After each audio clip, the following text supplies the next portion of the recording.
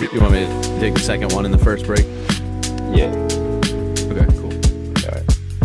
I'll do that 365. Cool.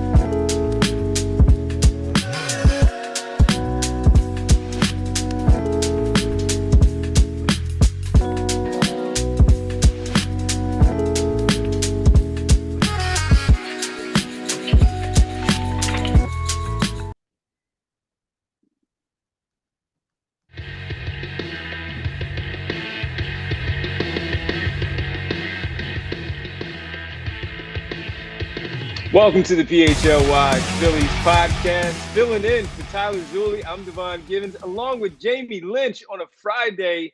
We get to talk a little bit of baseball as we are now less than 2 weeks away from first pitch of the beginning of the 2025 season. And this is going to be a fun one. This team has spoiled us, of course, but they've also let us down with the gut punches at the end of the season. What does this one have in store? And, well, there's a lot to get into, from the lineup changes to the pitching rotation, of course, being 2 weeks away. The most important player outside of Bryce Harper, I want to ask Jamie about that since he talked about it with Rich on Monday. Get all of your thoughts as well. We have a lot to get into. And Jay, what's up, man? Good to see you.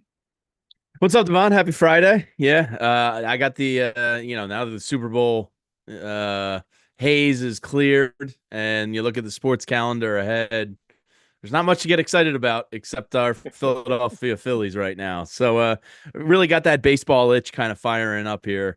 My wife and I are going to opening day, so you're starting to put together the tailgate plans and all that. Yeah. So it's an exciting time of the year, and everybody's got a shot in 2 weeks. Here's the problem with opening day. I know you and Rich talked about it. You know me well. You wear your slides and all that stuff deep into the fall when it starts to get cold, and I got a parka on, and it's too cold for me, man. Those Yeah.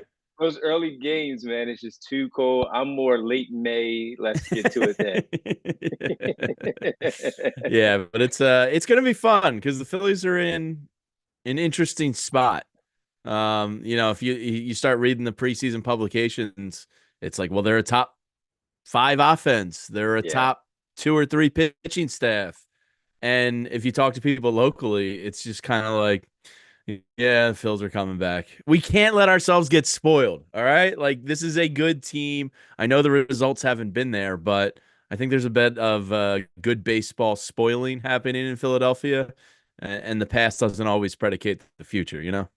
Yeah, absolutely right. All right, before we get started, man, let me let everybody know allphly.com. You got to go check us out because today is the final day for our PHLY $36 Die Hard deal that ends tonight, which you get with the Die Hard deal, all the great written content. Since we're doing Phillies right now, Jim Salisbury killing it as always, getting ready for the start of the season. You go to the Birds with Zach Bowe, Fran, Les Bowen, as the free agent market is heated up, the trades and all with the Birds, you have that covered there. Charlie with the Flyers, no doubt about it. And my guys, Kyle Newbeck, Derek Bodner on the Sixers side of things, allphly.com. You also get a shirt. So you're basically getting a nice t-shirt plus some great written content. So please make that final push. Go tell a friend to tell another friend to tell the other friend that, hey, we got to sign up to allphly.com and make sure that we're there with everybody else as the Philly season gets underway, so we can read the great, written content from all the guys, including Jim Salisbury on the Phils. Allphly.com. Go sign up. Final push. $36.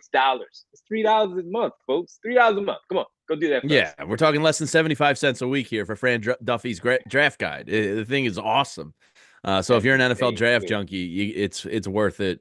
So act quick. I even saw other people from other publications tweeting out, "Go sign up for Fran's, big board there." So that was great to see. But yeah, Jay, just to start off, man, I wanted to get to this one with you as we start things off because you mentioned the fact that since we're less than 2 weeks away, you and your wife are going to opening day. Things start off Hell for yeah. them. Should be a Shortly. national holiday. Should be a national holiday, and it should always start on the Thursday or Friday to give everybody some days off. But with it, man, the one thing that intrigued me listening to both you and Rich was the most important player thing that you guys talked about. We all talk about the lineup and what it should look like. Just to be clear, when Tyler asked all of us in the studio, I said I did want to keep it as is. It was working.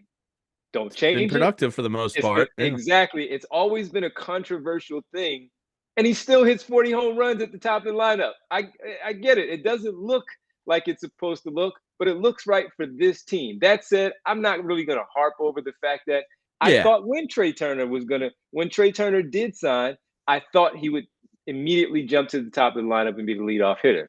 Rob Thompson didn't do it, and they remained the same. So, but with it, I look at the thing that you talked about where you said Trey Turner and Bryson Stott are really the keys to this offense and really unlocking things this season.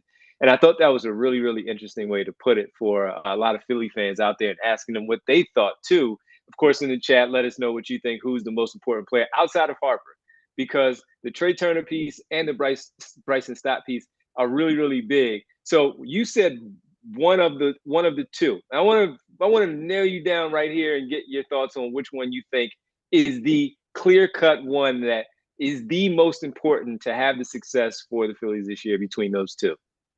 I think Trey Turner, look, Bryson Stott, our man Tyler, has talked about last year. He thinks he's good enough to, eventually win a hitting title one day. I Right. mean, the year before, he showed you that much. And, I really believe the elbow was pretty banged up last year. Why they didn't let people know about it more, I don't really get, but whatever.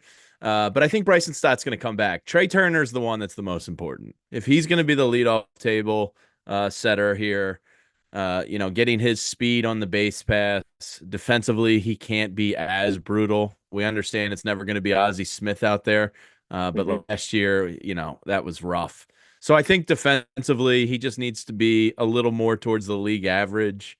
We're not expecting anything great, but I think going into that leadoff spot, Mike Sealski was on with me earlier this week when I was on Anthony's show, and he kind of said it in a way that was more articulate than I've been thinking. It's kind of like a mental reset for him. His thought was that Turner basically became a product of this lineup. You throw him into this lineup, and there's a lot of, for lack of a better term, free swinging mimbos that want to put the ball over the fence. Maybe he became a product of that. Maybe not. Maybe getting him in that leadoff spot is going to reset his brain and how he approaches at bats, and might grind it out more and wait for his pitches more. Whatever it may be, I think he is the most important Philly this year because when he's great, like you saw it last April, before the injury, he can be one of the best players in the league. So, Yeah. you're paying him $330 million. The importance falls on his back. Yeah, I mean, when you are the big money ticket, the free agent acquisition, the way that he is, you're absolutely right. But you know what? I'll push back on the other side of the Bryson Stott piece because and I remember sitting down with Tyler and before the season started last year, and asking between Bohm and Stott who's more ready to have that breakout year, and I went Stott, and I thought that was the right answer at that time because of what we saw in the postseason in 23 for what he did, the way that he would make those pitchers, he would battle those pitchers, Oh two strike yeah. counts, and he would 12, just battle 12 the pitch pitcher. at bats like on the You felt regular. outside of Harper in the postseason that year, you're looking at this guy who's a rookie basically, and you feel more comfortable with him at the plate than anybody else outside of Harper. So that's why I felt that way. But for him, to look at where he is now after that awful season that he had, he just couldn't get it together for whatever reason. He could not get it together, and you guys talked about it where he and Kepler are going to be down in the lower part of the lineup. And I just think for him, it's really important to get back. Also, because of the fact that when you're going to have Bohm at the top of the lineup, the way he disappeared at the end of the season and in the postseason, of what that was, what could that potentially do to changing things for Rob Thompson in the postseason if they feel like they have to move some things around, shuffle some things, and how he might have to adjust the lineup once again and what that may potentially do. But to get Bryson Stott back to that 23 player that he was, as fantastic as he was, the guy that Tyler said he feels like could be a batting champion. That guy is really, really, really important, even though it is at the bottom of the lineup.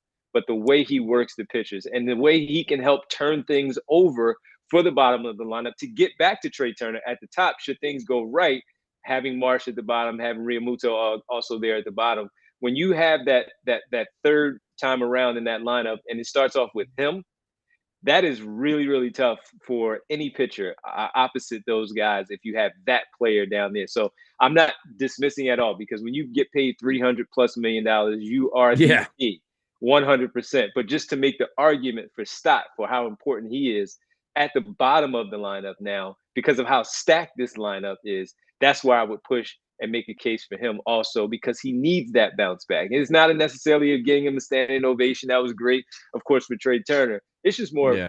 hey, my man, find it. Find it again for what you had in 23 to make you as good as you were, to make all of us think that you're a keeper going forward and one that could be a potential all-star down the line. Yeah, I mean he completes the lineup, right? Like if you're looking at the guy because of his versatility, when he's on the top of his game, you can have him as one of your top two hitters.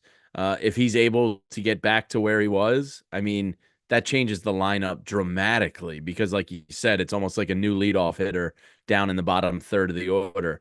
And then you have the capability of maybe putting him in the 9 hole if you want to get a little cheeky and experiment. And then you can work that kind of back-to-back leadoff hitter if Stott's on. If you have him in the Mm-hmm. 9 hole right into a Trey Turner, Bryce Harper, now all of a sudden, Bryce Harper's getting a lot more RBI opportunities as well as Kyle Schwarber. So like he kind of ties the whole lineup together. I do believe he's going to bounce back. I heard Ben Davis the other day on WIP. I don't know why, but he said, yeah, we knew it from the start of last year. Like that elbow was in bad shape. He fought through it all Mm. season. And and they were all kind of like, why didn't anybody say anything? Like, Exactly. like, why was that a secret?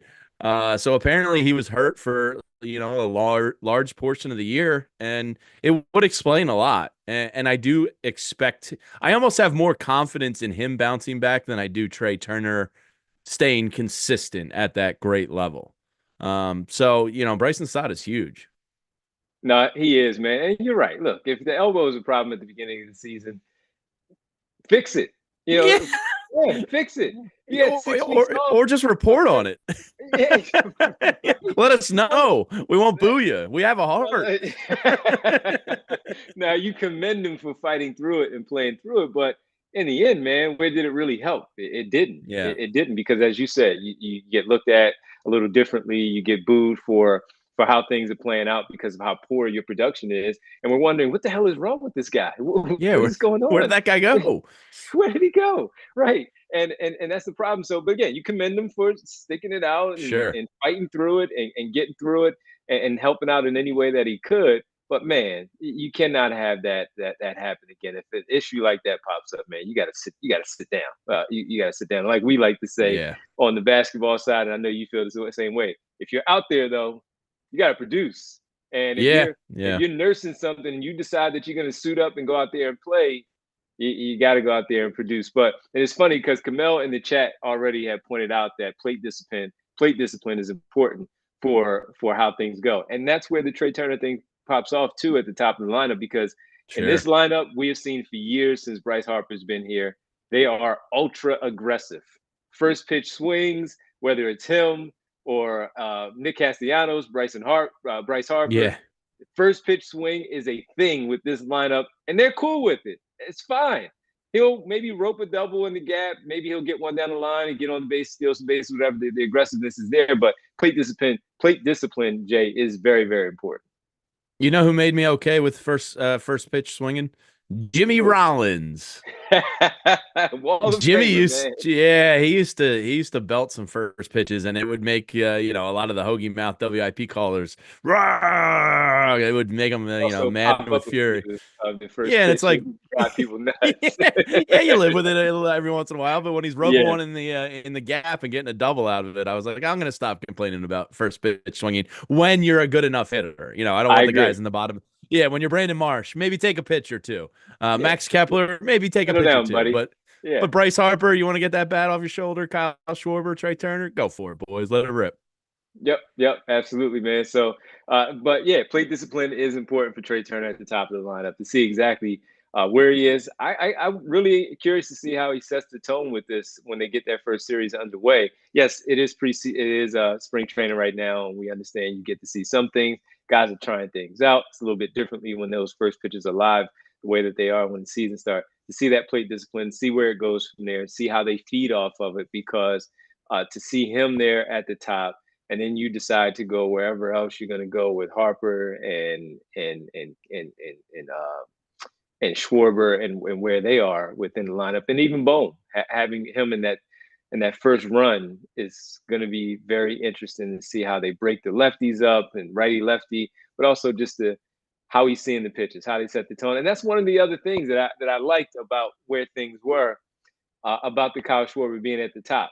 So before we get into it with the Kyle Schwarber being at the top of the order with Bryce Harper, how important it was their chemistry and letting each other know what each other was seeing. We'll get to that on the other side. We'll take a quick break. We'll come right back. We'll talk about breaking that up a little bit. Yes, it's going to be a tad different from 2 to 4 versus 1 to 2 or 1 to 3, but we'll see because things are going to look a little different, we think, at the top of the lineup for the Phillies. We'll do that when we get back right here on the PHLY Phillies podcast. All right, I got to tell you folks about Rothman Orthopedics. My team, yes, joints aching, hands cramping, maybe your back's a little bit out of whack. Rothman's got you. So had Bryson Stott decided to say something, or the team decided to say something, I could have made a phone call, called my people at Rothman Orthopedics because they have you covered. They practice in specialized care, and that has been their passion for over 50 years. Their mission, high quality, compassionate, and affordable care that's rooted in research. That research leading to new treatments and better outcomes overall. And since 1970, their physicians have remained committed to research, innovation, and minimally invasive procedures to get you back to what you specialize in. You specialize in that. Rothman specializes in you. And again, if anything pops up during the baseball season and the guys need a little bit of second opinion, need a little quick help, Rothman Orthopedics, I got you covered, because not just the volume of the 255,000 people of new patients consults that Rothman is most proud of, but instead it's the commitment to improving each of those patients' lives through their service and care. For more than 50 years, Rothman has participated in thousands of groundbreaking research and clinical trials with the goal of advancing knowledge, developing treatments, improving outcomes for the benefit of their patients. Now, Rothman Orthopedics, they specialize in orthopedics and you and me because of my Achilles and my ACL. Visit rothmanortho.com/PHLY to learn more and make an appointment today. Yeah, my shoulder's been acting up. I got to get over there and get it looked at. I got you covered. Got you covered. Well, as Devon was telling you about Rothman, I'm sitting here watching Oregon make a little comeback on Michigan State because it's that lovely time of the year. Oregon's hitting some threes, Devon, and I got the urge to go onto the Bet365 app and take a look at the live lines because they are the best. And you want to find out why it's never ordinary? You'll visit Bet365. There's over 90 million users worldwide, and they basically pioneered and perfected live in-game betting. You can get a little Oregon Duck money line on the comeback. If you were smart, you got it about 6 points ago. But whatever it is, you'll find out why it's never ordinary. They have the best early payout offers across the NBA and NHL as they're getting ready for their playoff season. Right now, new customers can get $150 in bonus bets when you bet just $5, win or lose. Sign up, use that promo code PHLY365, deposit $10, place a $5 bet to get $150 in bonus bets. Again, win or lose. They have NBA tip-off Tuesdays where you can place a qualifying parlay bet totaling $20 on Tuesday's NBA games and get up to $25 in bonus bets. Terms and conditions apply. So open that new customers can get that $150 in bonus bets when you bet $5, win or lose. Sign up using the code PHLY365, deposit that $10, place a $5 bet, get $150 in bonus bets if you win or lose. Bonus bets can be used on spreads, totals, player props, and whatever the moment, it's never ordinary at Bet365. Must be 21 or older and physically located in PA. If you or someone you know has a gambling problem and wants help, you can call 1-800-GAMBLER. Welcome back to the PHLY Phillies podcast. Devon Givens, Jamie Lynch, filling in for Tyler Zulli. Thanks for everybody hanging out with us. What's the score, man? I couldn't stay in there and watch the game. Michigan is only up, or Michigan State is only up 1 now. Oregon's been on a little 7 or 8 point comeback here, hitting some threes. I love this time of the year, man. It's the best, man. I was wondering what we were going to do if we were going to, because our times are different now. We have a little bit of a we can fluctuate a little bit with our schedule. should we sit down somewhere and watch the games, this week? Yeah, we probably should. Yeah, no, Anthony always gets like kind of depressed this time of year because football's over. But when you win the Super Bowl, like you end Exactly. on obviously the greatest note, and then you're like, wait, I got baseball starting. Normally we got Sixers and Flyers in playoff scenarios. You Yeah. got March Madness coming. It's like it's a great, you got your whole sports calendar ahead of you, and then football's waiting for you at the end. So it's actually a great time of the year for sports. It is. It really is, man. So we'll figure something out. Anthony's crazy. I always tell him that just because, hey, man, we gotta get rid of the cold. We get back. Baseball is Yeah. approaching. Once we get past that first month of baseball, I know we are in the clear. The weather's Oh breaking. yeah. We're good to go. So that's where I look forward to the baseball calendar flipping and letting us know what's going on there. But just real fast, man. I know, right? So right now it looks like Trey Turner right at the top. Bryce Harper 2 and 3 will be Alec Bohm, Bomer. and then you have Kyle Schwarber in that fourth spot. So they are still going to be split up, just one man in between, where they split the two guys up in the lineup.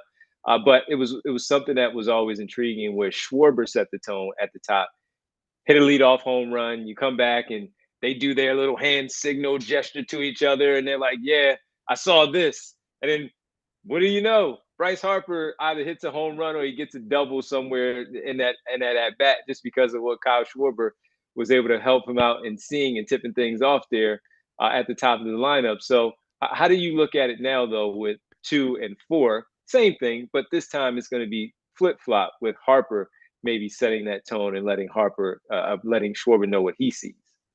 There's two things I really love about this.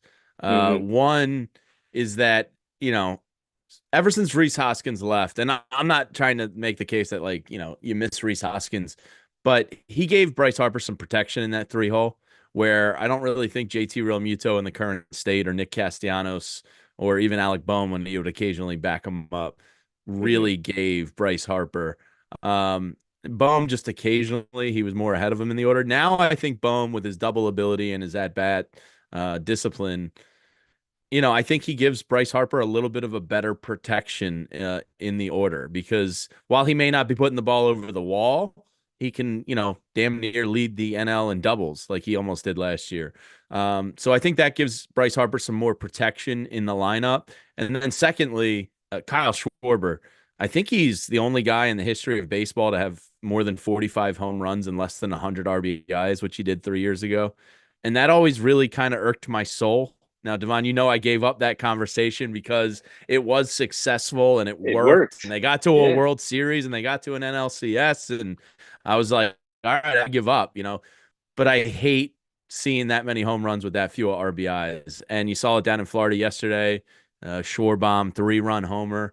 I mean, if he's Mm-hmm. hitting 46 RBIs in the 4 hole here, I mean, I really believe that's like 120 RBI season. So I like the possibility of having more men on base for him. I think he is what he is. Like, I don't think he's gonna change that dramatically from the 1 to 4 hole. I think you're just giving him more ducks on the pond.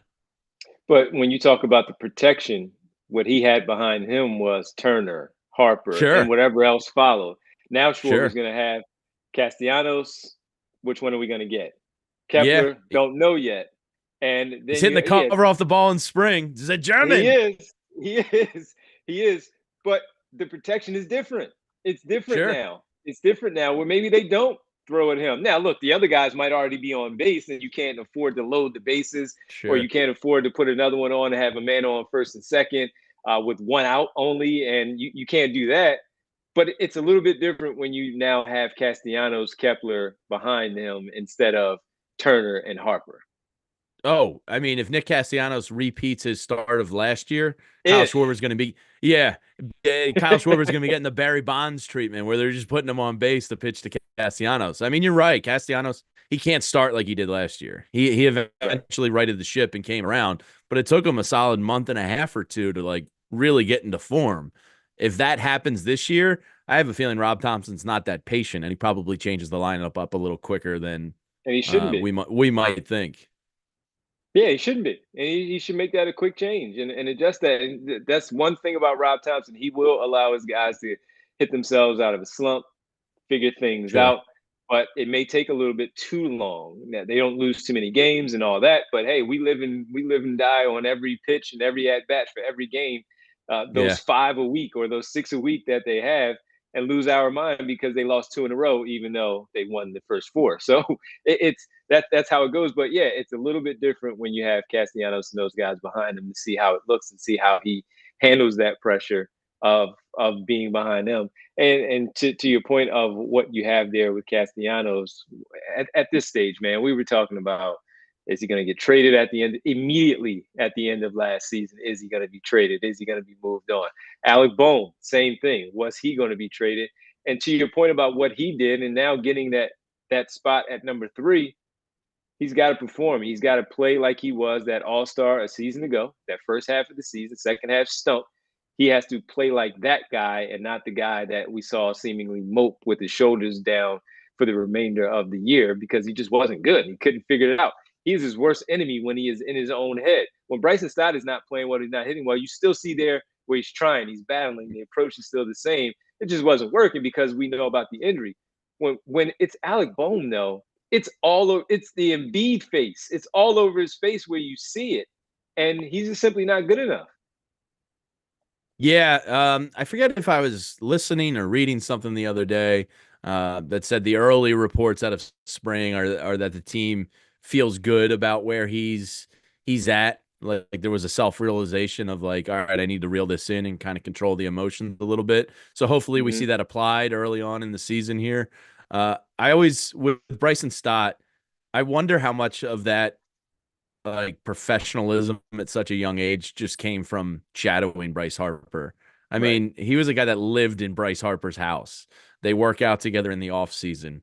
In mindset wise, I think he learned how to be a pro probably a little quicker than Alec Bohm might have.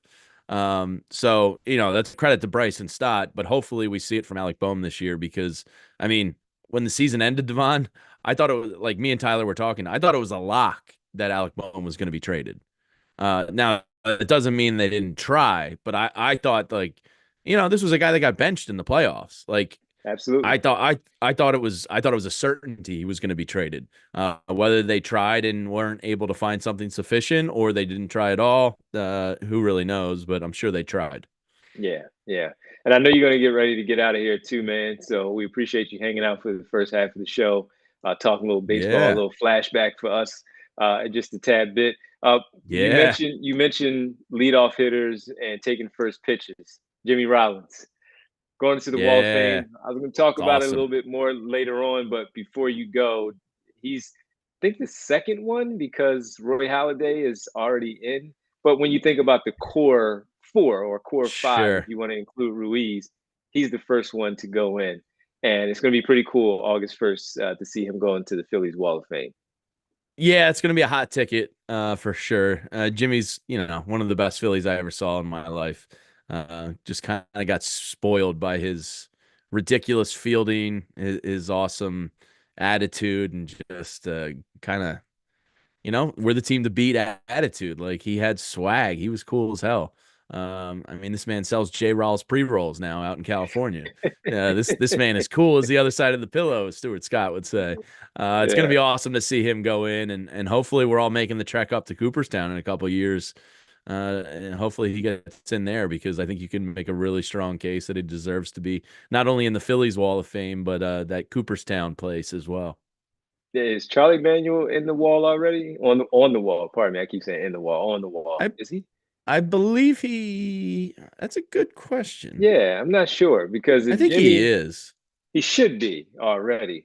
But normally you get the player in first and then Yes, manager he is follows. in. He is in. That was a Okay. while ago. Yeah, back in 2014, I think he went in. All right. So it's So been so Manuel's long we in. forgot. Yeah, Manuel's in. Halliday, again, it wasn't necessarily the core, but it was Halliday. Yeah, He's going to go in. But for the first and guy to there get was in the at the core, honoring of him. Yeah. yeah, who Yeah, else? man, we're at the 07 through 11 Oh, Phils era man. of Wall of Fame. We got old real quick. Yeah. How many? Again, I said 5. So Jimmy, I mean, Chase, Howard's getting in. Howard, and then you have Chase is Cole getting and in. Ruiz. Is there anyone else? Am I missing anybody? I mean, Pat the Bat, they like to stretch this Wall of Fame thing out. Maybe Yeah, they but I don't sneak think. in Pat the Bat. I think even though he won with them, I thought he was like pre-core. Yeah. I mean, I don't think Shane like probably is close, He's on the. but He's the it feels a last little. one. Yeah. Yeah, that's probably it of that team. That five. Yeah, Yeah, that five probably. sounds right. Yeah. Maybe Shane. Jason Worth, he would have been had he not left. It He depends how would have long they need to stretch this Wall of Fame out for, because been. Right. there's gonna be a down period between 2012 and 2019 where they got nobody. Maybe Aaron Yep. Nola, I guess, gets lumped in with that group a little bit, but He'll get in. Yeah. yeah. Yeah, he'll get in. And he's if the they only if they one, want to right? stretch it a couple years, Pat the Bat and Shane will be getting in. No doubt about it, man. Well, listen, Jay, thanks, man. Appreciate it. This is good. This is fun. We'll figure out the Yeah, NCAA tournament watch over these next couple of days so hell you can yeah. see things get started next Thursday. Thanks, I might man. just Enjoy the live it. I weekend. might just ditch the family and live at the office next Thursday and Friday. Right. Absolutely. All right, man. All Appreciate right, it. later, Devon. See All ya. right, we'll come back and we'll talk a little bit more about the Phils and get a little bit more into the Jimmy part of it and what he meant to all of us as he goes into the wall August 1st. Talk a little bit more about the pitching staff. This is the first time that I get a chance to spread my wings and talk a little Phils because Kyle Newbeck on the Sixers show will not allow me and Derek to talk about baseball. So filling in for Tyler today. Here we are hanging out with you. So it's a blast to do so. We'll come back. We'll talk a little bit more about that right here on the PHLY Phillies podcast. And hey, look, the weather's breaking and you need some shades. And when you do, you got to have the right shades for you. Getting ready for these games, less than 2 weeks, Phil's at CBP in South Philly. Well, you got to have some Shady Rays, man. And get it ready. Our friends at Shady Rays are helping you get in the right frame of mind with their premium polarized shades that won't break the bank. And you can wear to the park to block out all the sun as you get ready to watch your baseball team. Shady Rays is an independent sunglasses company offering a world-class product rated 5 stars by over 300,000 people. Their sunglasses have durable frames, crystal clear optics, making them the perfect choice for all outdoor adventures. So if you're a skier and you're still in that frame of mind right now and you're traveling a little bit, Shady Rays has a brand new collection of snow goggles to help you see clearly and look good on the slopes. You always got to look good. If you're going to look good from neck down, right? You got to make sure that your face is right too with the Shady Rays. They're available in both adult and kid sizes as well. And with so many colors available at Shady Rays, you'll find a pair that's perfect for you. Maybe your specific team color of your baseball team that's getting ready to get started. If your shades ever go missing, though, or take an unexpected hit, don't worry about it. Don't sweat it. They have the most insane protection in all of eyewear. Every pair is backed by their lost or broken replacement program. If you don't love your shades, exchange for a new pair or return worry-free within 30 days. There's no risk when you shop. Their team always has your back with personal and fast support. I have mine. The team on the Sixers side, we have ours. As part of the Shady Rays family, you need yours. PHLY viewers and listeners, please do this. Go to shadyrays.com and save 35% on polarized sunglasses with code PHLY. Over 300,000 people have rated Shady Rays 5 stars. So use code PHLY today at shadyrays.com. You won't be disappointed. Make sure you go get your sunglasses because again, it's starting to heat up out there, and the sun is really showing itself. So you got to go get them. I also have to tell you about Timeline, a new sponsor here on the PHLY channel. Timeline, look, health longevity supplements featuring their proprietary, Mitopure ingredient. And Mitopure works with cells in your body to help reverse age-related decline. No one wants to look old and you don't want to feel that. And even when you get into your activity side of things, you want to feel good about it. You want to have that extra oomph for you. And Timeline has you covered. The cells in our bodies right now are building blocks of life. And Timeline is a supplement that works with those cells to help you give you more energy, feel stronger during workouts, and persevere health and mobility as you start to age. We're all starting to get up there. I'm starting to get up there. So when I do get back out there on the basketball court, I want to make sure that I do have that stamina, that energy to still go out there and play a few games and not feel fatigued pretty fast. The patented ingredient in Mitopure, a postbiotic nutrient that clears out dysfunctional system, aka your cells battery packs. got to make sure that you get out there. And look, I'm not a big science guy. I don't know a lot about science. I couldn't stand it. But that's why I lean on people like Timeline here. All right. So make sure you get ready for your best, most energized self, the most revitalized you with Timeline. Right now, Timeline is giving you 10% off your order. Go to timeline.com/PHLY today to get started. That's timeline.com/PHLY. Welcome back to the PHLY Phillies podcast here on a Friday where I get to talk a little baseball. We appreciate Jamie Lynch for hanging out with us there for the first half of the show.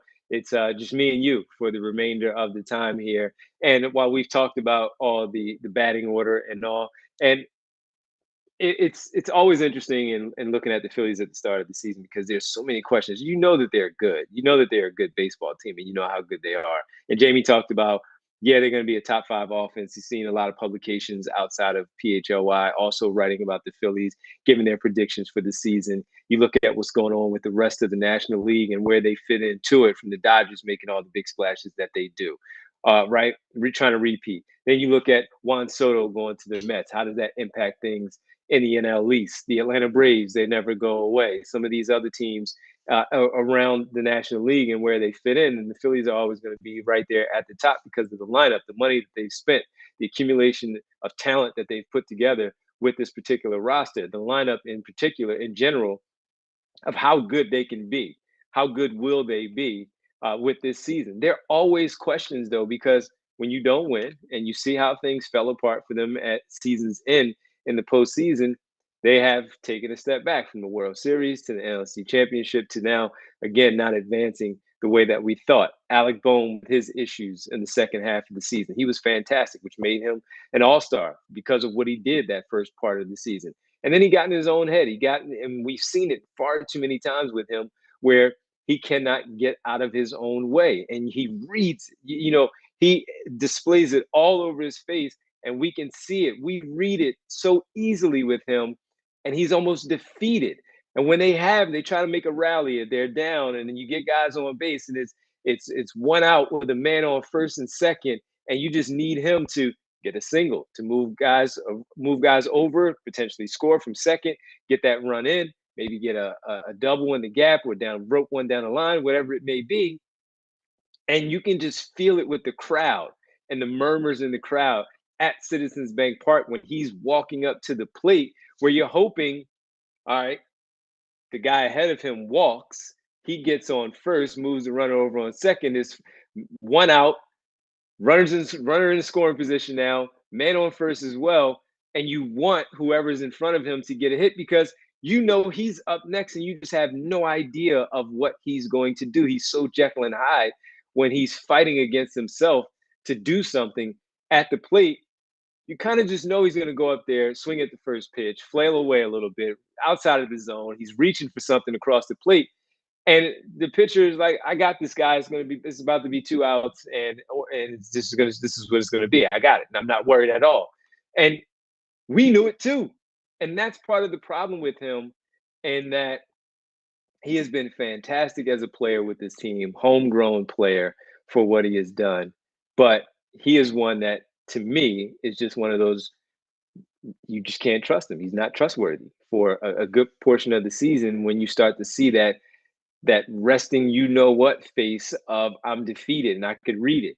He rebounded from when he mouthed years ago, I hate this bleeping place and all of that, and he became one of the fan favorites.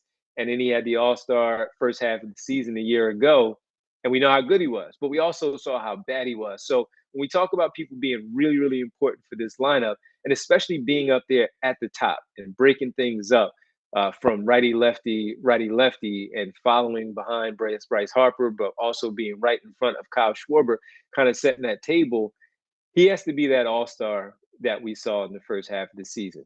I don't suspect that he's necessarily going to be an all-star player again, but just to have that kind of approach where he believes in himself, where he understands who he is as a player within this lineup and how important he is at the top of that lineup. Because as Jamie said, and I agree, I was in agreement with him, right from the very start of the offseason getting underway as things finished off, I thought the guy was going to get traded. I thought he was done.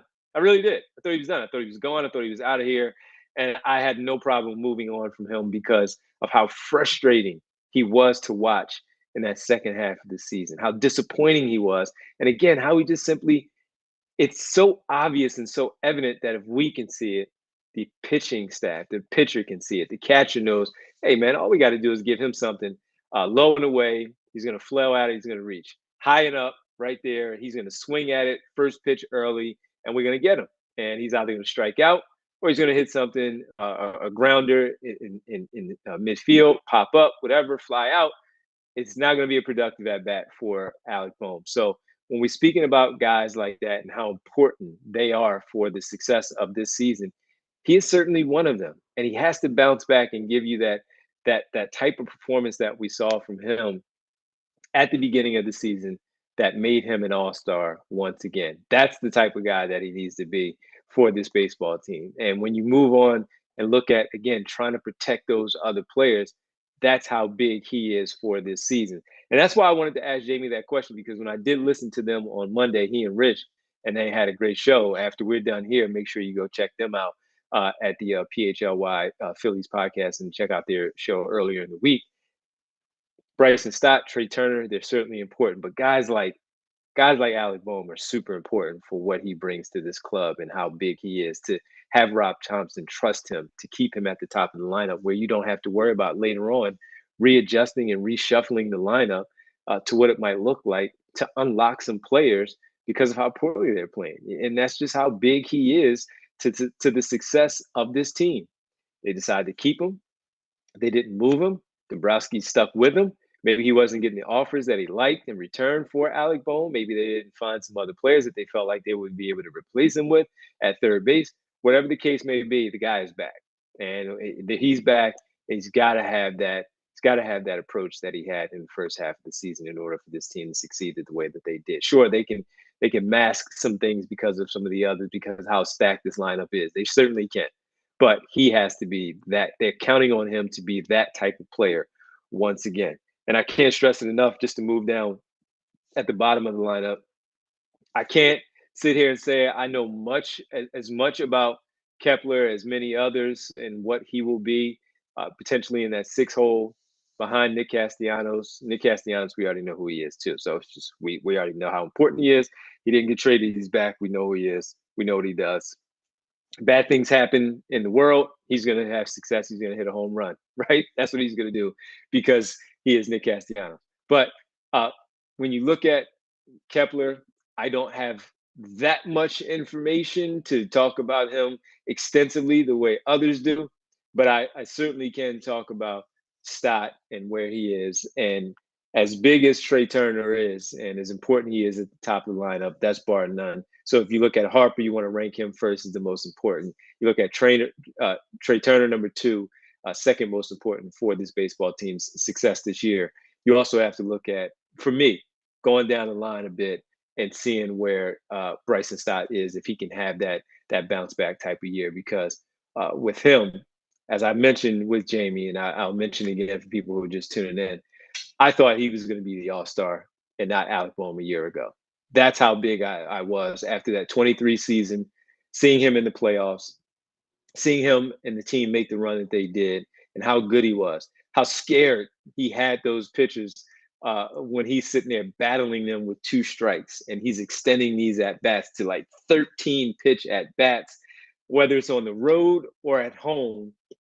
He was in their heads, and he was phenomenal. And whether it was he walking, getting on base, and providing an opportunity to be a guy that's going to be one that can, maybe steal a base, put himself in scoring position, whatever it was.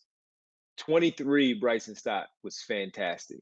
And if he's healthy, they said he's healthy and he's coming back and he's going to have that type of season, that is going to be super important for this baseball team. For me, for where he stacks up in that line of how important are some players in this particular lineup, just because of where he fits into it. Now you get to back-to-back lefties, and you'll get Real Muto down there, and Brandon Marsh will close things out on that bottom nine.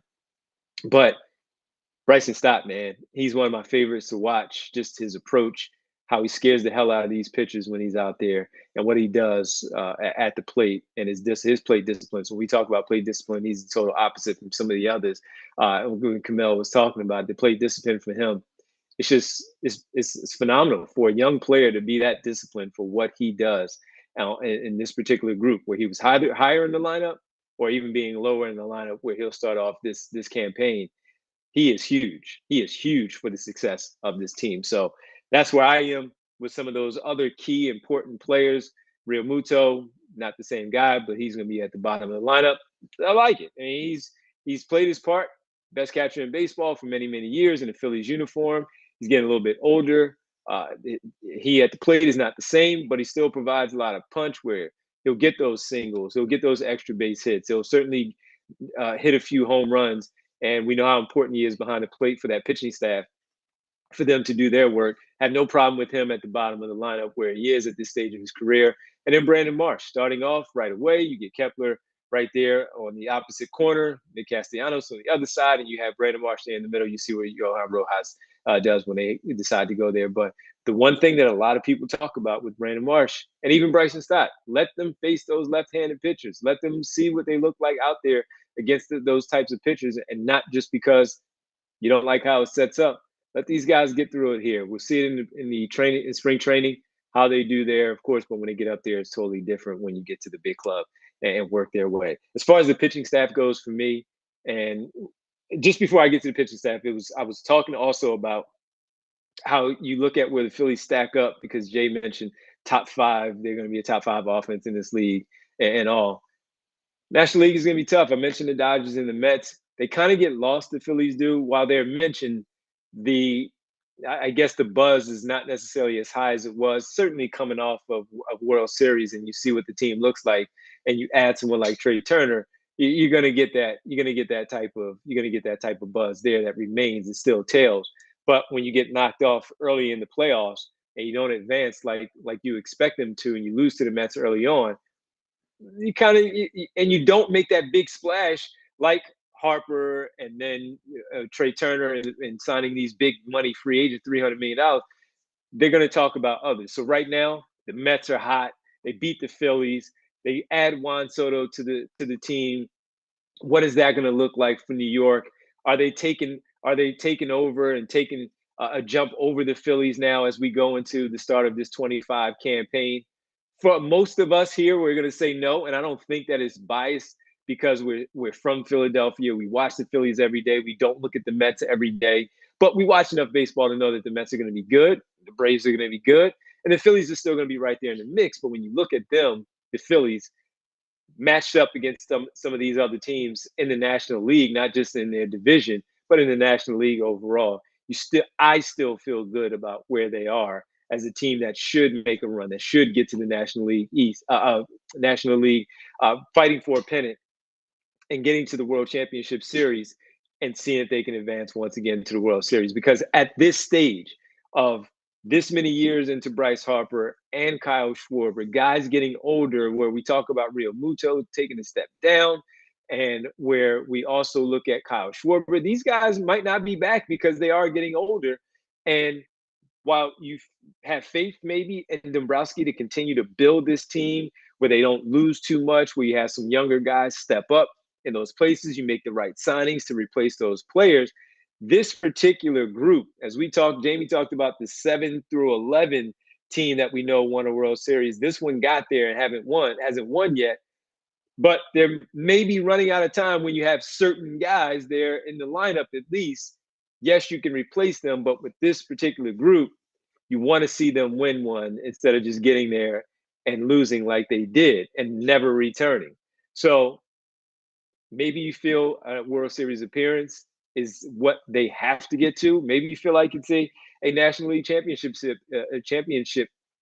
Series appearance that is the goal for you right now, and then you adjust as the season goes along. For me, I'm probably right there where a spot in the NLCS is definitely necessary for this team, for the NLCS, for them to get there for that National League Championship Series, because they're that good. They're that good. And that leads us into the conversation of not talking about the pitching staff yet, but they're good again. They're really good again. You got your top two, of course, with Nola and Wheeler, or Wheeler and Nola in that order. And then you have Suarez coming back. Hopefully he's healthy. Got off to a fantastic start, tailed off. Christopher Sanchez for who he is. And then Luzardo, bringing him as the fifth guy, waiting for Andrew Painter to get there later on in the middle of the season. And this pitching staff is phenomenal. I mean, of course, they're talking up what Taijuan Walker has done and how good he has been. He's a disappointment. You'll get him on that sixth day, and you just deal with what he has. And I heard Rich talking about it earlier in the week, where he and his friends have their season tickets, and with their season tickets, it was always a case of, yeah, Rich got the bad draw of Taijuan Walker. The few early ones that I had, I think 2 games that I went to the game, and I saw Taijuan Walker as the starter, and I was like, damn, I was trying to set this one up a little bit differently, but here we are, and you get Taijuan Walker. But looking at the pitching staff and where they are, man, Christopher Sanchez was phenomenal. He is going to be a stud in this lineup, and I don't know. I guess they'll break up with one of the lefties in between Wheeler and Nola or early on in the season. I still want to see where Ranger Suarez, yes, this might be his last year, but I still want to see where Ranger Suarez is at the top of that rotation because of how good we know he is and has been. But it is hard to argue when you saw what Sanchez did to be a replacement as an all-star a season ago because of how good he was. He basically had the season that Ranger Suarez had the year before. And so when you have the 2 righties and 2 lefties, as good as those 4 are, 2 all-star level pitchers in your rotation, and then having Luzardo, who's a question mark, but has the talent with this group, this is an overall. So when I say I want to see them in the NLCS, this is an overall really, really fun and really, really good stacked baseball team that Rob Thompson has at his disposal. So while they did not make some big splashes and these big time changes, and adding just Kepler, Luzardo here as 2 of your everyday guys, and of course when we talk about Luzardo maybe being the 5th and being, that's your 5 right there, and he's going to be consistently on your 5th day. That pitcher, you look at it and say, this team is still very good. And when that pitching staff is on, and we know that they can be on, they are damn good. You have to get over the fact that Aaron Nola, when he gets into the 4th inning, you got to cross your fingers and hope that everything goes right. 4th and 5th inning, those are his trouble spots. And then he seems like he's okay to at least get to the 6th, and or maybe the 7th, maybe on a good day get to the 7th. But outside of that, I mean, you look at what you have, 1 through 4, the question mark at 5 with Luzardo and what he could be with this group. That's a damn good rotation to have. And then to maybe bring in Painter later on, to have him in the mix as you get ready for that stretch run for the postseason and seeing if you can make that push once again. That's where this team needs to be and should be in the conversation all season long on PHLY, the other national publications that talk about the baseball teams around Major League Baseball, and certainly in the National League, of how good this baseball team is going to be, should be, because of how stacked they are again. I was with everybody else where for many years, you want to see if they can go out there and add that extra big bat, that extra big arm to implement and put within the rotation and within that lineup. They didn't do that this year. And while they didn't, and you heard some names, and you always feel good about those names that you hear of, man, they're going to add player X to come in here and play with this team. Is Juan Soto really going to take less money to come here and play in Philadelphia to get back with his former players or his former coach and have them get back together and have that guy out in left field? Well, it didn't happen. It would have been great, would have been fun, but it didn't happen. And that's okay, because when you still look at what they have and how good that they could potentially be, and we've seen all of the success, the reason why we talk about them in this way is because of how good they have been these last couple of years. And the expectation is that they're going to be an NLCS contender and maybe a World Series contender because of how good and how stacked this group is. So I don't know how many times I'm going to be joining Tyler for a show or right here on PHLY Phillies podcast. I have no idea. I'm sure I'll be on every now and again and just want to jump in and get some things off my chest and talk about this baseball team.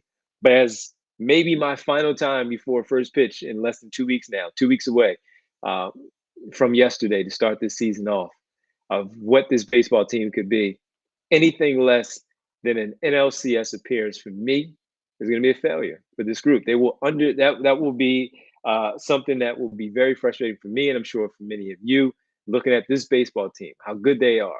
The manager being able to press all the right buttons where he couldn't miss a few years ago, World Series year and NLCS year where they were eliminated in that particular round. He couldn't miss even when they lost to the Arizona Diamondbacks. It was as frustrating as it was. You know, a lot of people had some question marks about what Rob Thompson did in terms of his moves, what he didn't do in terms of his moves with this group.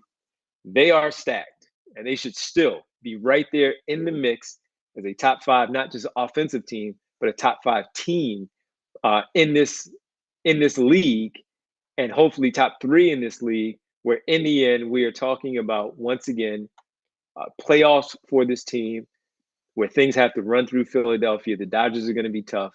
The Mets have shown themselves to be formidable, and we know about the Braves, their disappointment. They're going to be back. They are going to be back right there in the mix. What do the Brewers have? What about the Cardinals and the Cubs and all these other teams? They are going to be tough, but the Phillies most certainly belong in that mix, in that group, to be talked about as one of the best teams in this league and in this, not just the National League. I'm talking MLB overall, and that's where this team is. Finally, well deserved for Jimmy Rollins, August 1st, going into the Wall of Fame. Just a phenomenal player. The swagger that he had out there, one of those guys that you looked at and you say, yeah, this guy's going to be really good early on, but to become the leader of that group and having him in that conversation with Chase Utley and Ryan Howard, and to become an MVP the way that he did and how he did it, speaking out and saying, we're going to win. We're going to, we're going to do that thing. You're like, oh, this guy is the brashness there on this dude. This team is not that good. They're not ready for that. He knew, he saw it, and he became the tone setter for what that team, that run, the clear leader of what that run had and what that run meant for the city of Philadelphia. He was fantastic. And yes, we talk about him getting into the Baseball Hall of Fame, which many believe that it does, and put his numbers stacked up against others like Barry Larkin and so many other shortstops. My buddy Pat Egan is big on that one in general.